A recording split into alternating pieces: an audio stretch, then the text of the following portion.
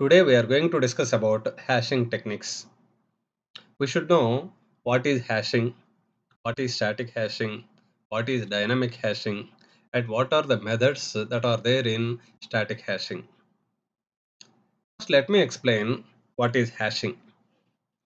Hashing is the process of transforming input data of any size, text, numbers, or files into a fixed size unique string of characters using a mathematical formula called hash function. It acts as a digital fingerprint, providing an efficient way to map data, enabling fast retrieval in order of one time. Normally, we store data in databases, we retrieve data from databases, we delete data from databases. It may take some time. Suppose if it is linear search, if we are going to search for data using linear search, it may take order of n time complexity. Suppose if we try to search data using binary search, it may take order of log n time. But if we store data using hashing technique, we can search data or we can delete data or we can insert data in order of one time complexity. Hashing is a technique used in data structures that efficiently stores and retrieves data in a way that allows for quick access because it is order of one time complexity. Hashing involves mapping data to a specific index in a hash table. So we go to store our data in a particular index using a hash function. It enables fast retrieval of information based on its key. The great thing about hashing is we can achieve search, insert, and delete operations in order of one time. Hashing is mainly used to implement a set of distinct items and dictionaries, key value pairs. For example, see the diagrams shown here. There are four keys, key 1, key 2, key 3, key 4. Using a hash function, these values are going to be placed in hash table. Say hash key 1 is fed to a hash function. It generates some index. Using that index, the value is going to be stored in the table. So whatever the data we are going to store, that will be fed to a function which is said to be hash function. It generates index where it has to be stored. Then the data will be stored in that particular location using that particular index in the hash table. So it contains the keys to be stored or keys to be searched, and we are going to have hash function which generates index, that is the position where we are going to store or where from we are going to retrieve. That's why directly in just one time, order of one time, we are going to insert or we are going to retrieve or we are going to delete. So it is very quick access, right, comparing to linear search or binary search or whatever the search techniques, right. Now let me explain what are the different types of hashing. There are two types of hashing: static hashing and dynamic hashing. Static hashing means the table or database that we are using in hashing is of fixed size. It is not possible to increase or decrease the size of the table or database. Whereas in dynamic hashing, the space, the storage space may be variable. So we can increase the space, we can decrease the space of data we are going to store, right? Here in static, it is fixed size hash table or database. The database may be database. The database may be of size fixed size. Here it is variable size database or hash table. If the storage is fixed and we are using hashing, it is said to be static hashing. If the storage that we are using to hash, to store, to retrieve is variable, then it is said to be dynamic hashing. Again, in static hashing, there are four methods: division method, mid-square method, digit folding method, digit analysis method. In dynamic hashing, there are two methods: dynamic hashing using directories, directoryless dynamic hashing. So, there are two types of hashing: static hashing, dynamic hashing. In static hashing, there are four methods: division method, mid-square method, digit folding method, digit analysis method. Let me explain the different methods of static hashing. Let me explain the first static hashing method, which is division method. Division method is the simplest method of hashing. In this method, we divide the element with the size of hash table and use the remainder as the index of the element in the hash table. For example, let us take keys 52, 68, 99, 82, and we need to place these values in the hash table of size 10. To store the keys in the hash table, we calculate the index of the key using hash function. We divide the key with the size of hash table. The remainder is used as index to store the value in the hash table. See, there is a hash table. The size of the hash table is 10. That is, the indices are ranging from 0 to 9. So we are going to place our data in the table having a size of 10 elements. So here, see, you wanted to store 52, use some hash table, feed 52 as input, and it returns you the index. So I'm going to store 52, 68, 99, 84. Every data item I feed as input to the function, which is said to be hash function. There is a hash function.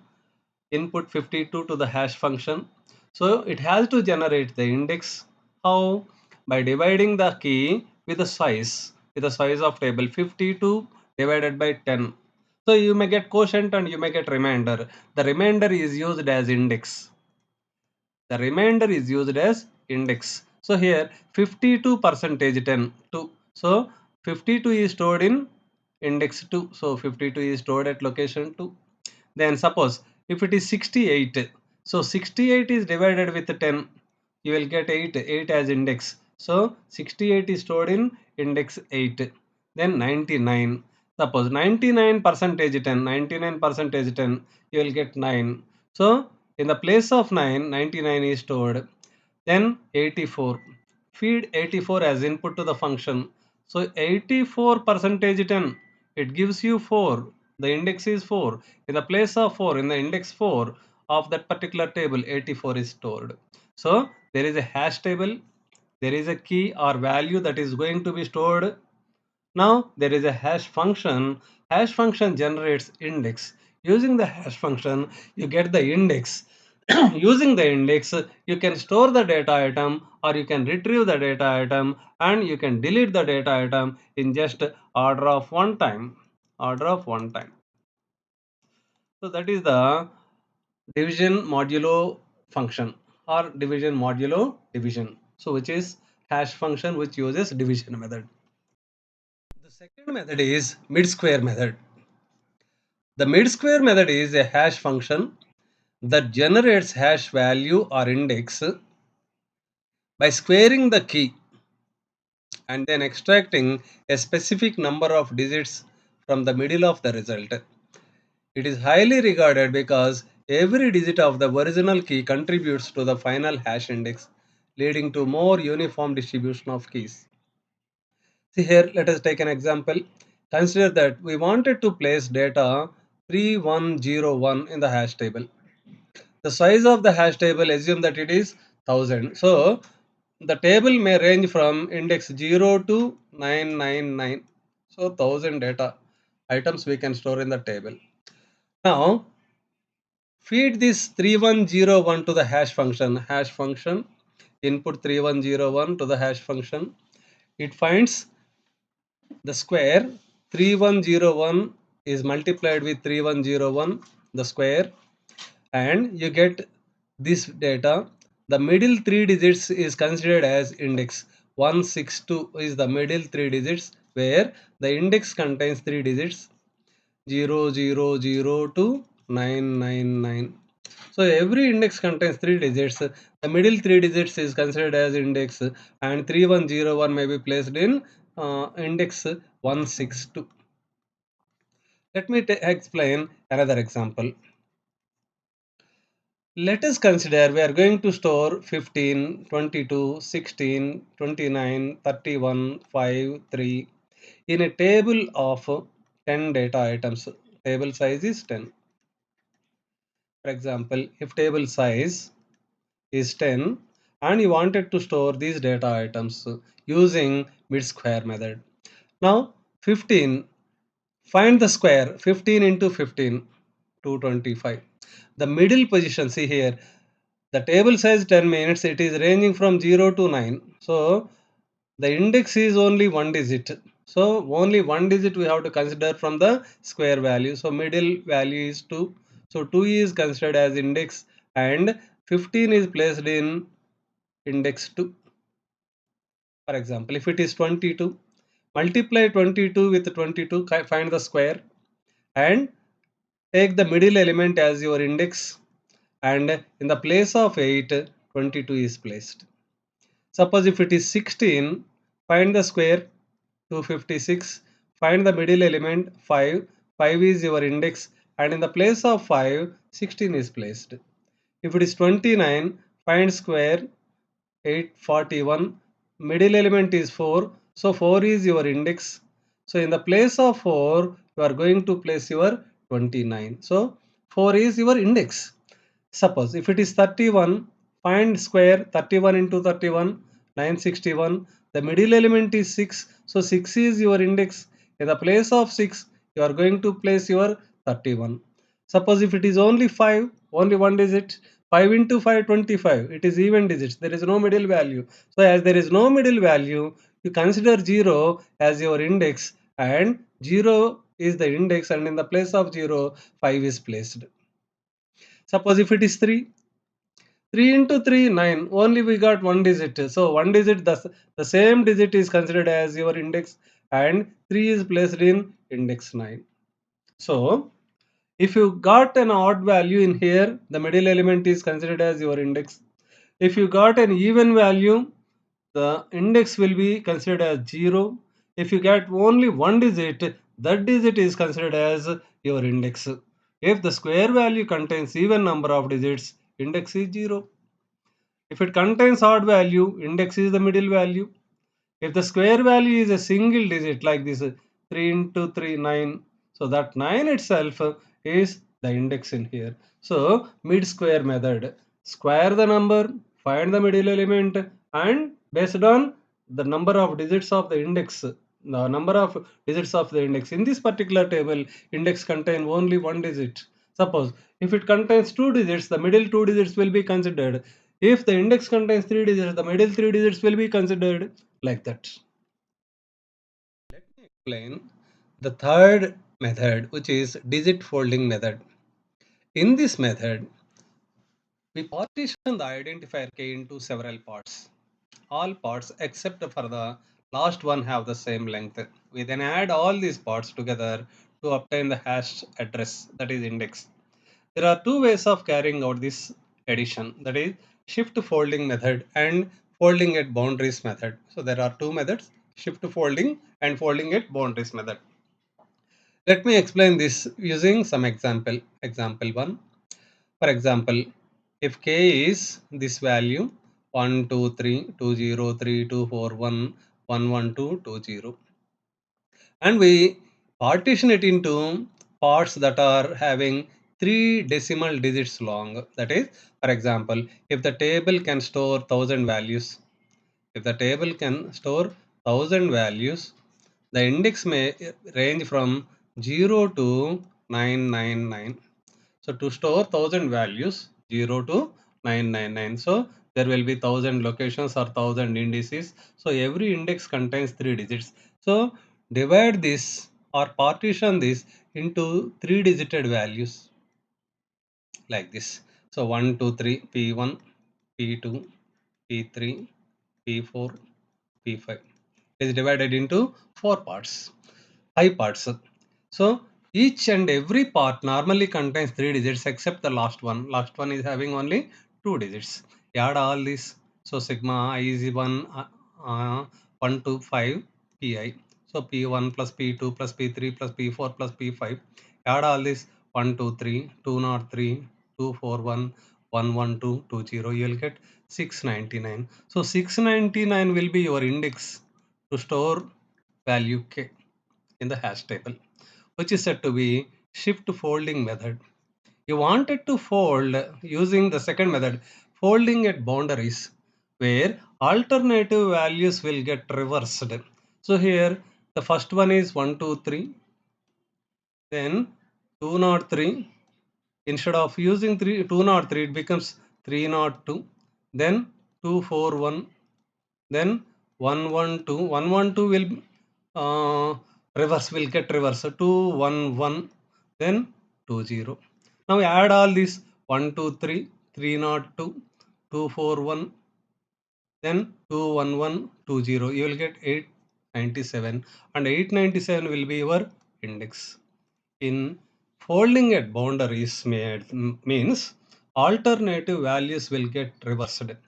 Here see, let us take one more example for clarity. For example, consider value 2, 1, 2, 4, 6, 55, 12.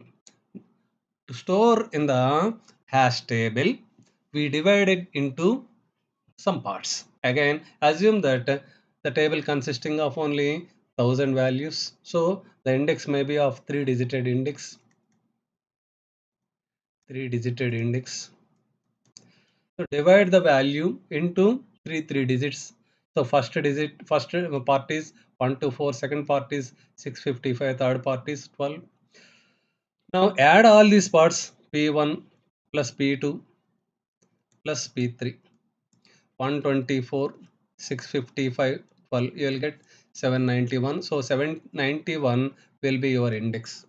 Suppose if it is folding at boundaries, so 124 and second one is 655, third one is 12.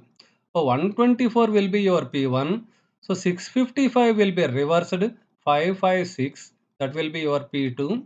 Then 12 will be your P3. Add P1, P2, P3. 124 plus 556 plus 12, you will get 692. 692 will be your index. So there are two methods, shift folding method and folding at boundaries method. In shift folding method, the number is divided into index sized parts. Index sized parts.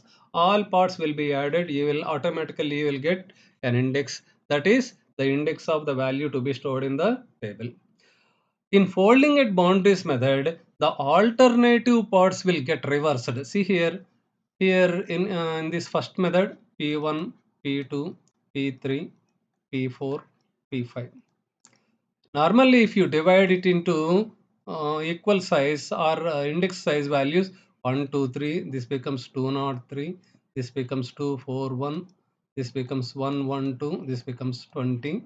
And the first one is as it is, second part will become reverse value 302, third one as it is, fourth one reverse 211, fifth one 20, same. So now 123, 302, 241, 211, 20 will be added. So alternative values or parts will get reversed to fold at boundaries, right? Which is said to be folding at boundaries. Just like folding a blanket or folding a sari or folding some cloth, like that. So in the method of folding some cloth, we try to fold the number into index sized parts of your number. So in this way you can get the index using two methods, shift folding method and folding at boundaries method, to get the index of the value in the hash table. Next one is digit analysis method. The digit analysis method is a hashing technique used to map keys to the hash table addresses by analyzing the frequency of the digits with the keys.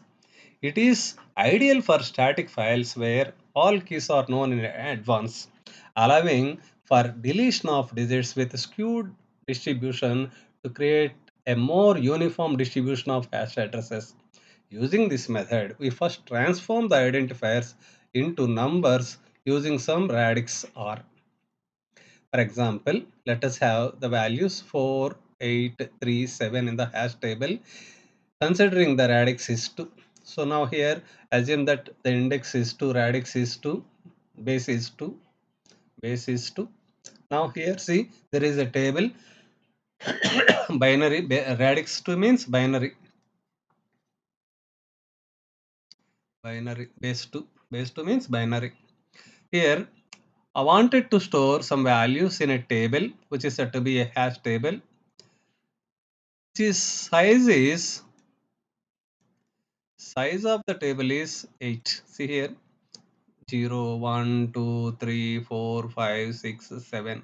So there is a possibility of storing 8 values. The index is considered as binary values, which is 0, 1, 2, 3, 4, 5, 6, 7. Consider this into a three-digit index 0, 0, 0, 0, 0, 1, 0, 1, 0, 0, 1, 1, 1, 0, 0, 1, 0, 1, 1, 1, 0, 1, 1, 1. So the index 0 to 7 is considered into binary value. Now, the values that we wanted to store in the table 4 or 8 or 3 or 7 is converted into its binary value. Assume that 4-digit value or 8-digit value, whatever it may be. So 4 is converted to its binary value. The last 3 digits, because the index is 3. So here the index and the number of digits are 4. So in this number of digits, consider only the last 3 digits. So 100 will be your index. 100 is considered as the index. So 4 is placed in 100. Suppose if it is 8. To get 8, find the binary value of 8, 1000. Now again still you are going to consider only the last 3 digits, 000. 000 becomes your index, and store 8 in the index 000. So 8 is stored here in 000. Suppose if it is 3, convert it into binary. 3 means 0011, 4-digit value. Consider the last 3 digits 011. 0111 will be your index, and store this 3 in 011. The index 011, 3 is placed here. Now here it is 7. I wanted to store 7, convert it into binary. Consider only last 3 digits, it is 111. 111 is your index, and store 7 in the index 111. So that 7 is placed in the index 7. Now 8 is placed, 3 is placed, 4 is placed, 7 is placed, and whatever the value you wanted to place, you first convert it into its binary value. Suppose if it is 9, it becomes 1001. Last 3 digits will be considered 001. 001 becomes your index. So 001 is used as index, and 9 can be stored here. Like that, you can store whatever the value by converting it into its binary value. Consider only the index digits. So here the index is considering 3 digits. So consider 3 digits from the value that is converted into binary, and that value is considered as index. The value can be stored in that particular location. In this way, you can store your values, or you can retrieve values from a hash table, which is said to be digit analysis method. So there are four static hashing methods. One is division method, second one is mid square method, third one is digit folding method, fourth one is digit analysis method. Thank you.